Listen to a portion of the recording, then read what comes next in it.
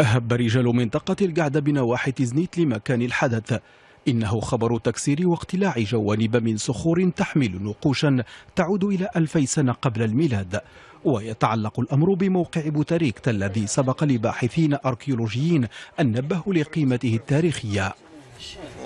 دينا ما عرفناش واش كيتعلق امر بسرقه ولا كيتعلق امر بالحفر بالنسبه للحجر القاس وكذا وكذا، ولكن كيبان على ان المساله خصها تستحق التتبع. خص بعدا الاحصاء ديال جميع المواقع اللي كاينين في المنطقه. ثانيا خص وزاره الثقافه دير لينا واحد الحمايه لهذه المنطقه باش هاد النقوش الصخريه لانها مهمه كتثبت التاريخ ديالنا والدوات ديالنا. وحسب المركز الوطني للنقوش الصخرية فإن هذه النقوش تعود إلى الفترة الأمازيغية حسب التصنيف المتداول في التوزيع الكرونولوجي للفن الصخري، وهي عبارة عن خيليات منقوشة بواسطة تقنية النقر. لكن نحاول نعمل جاهدين بفضل الدعم ديال وزارة الثقافة من أجل أولا استكمال الجرد الكامل لمواقع النقوش الصخرية بالمغرب.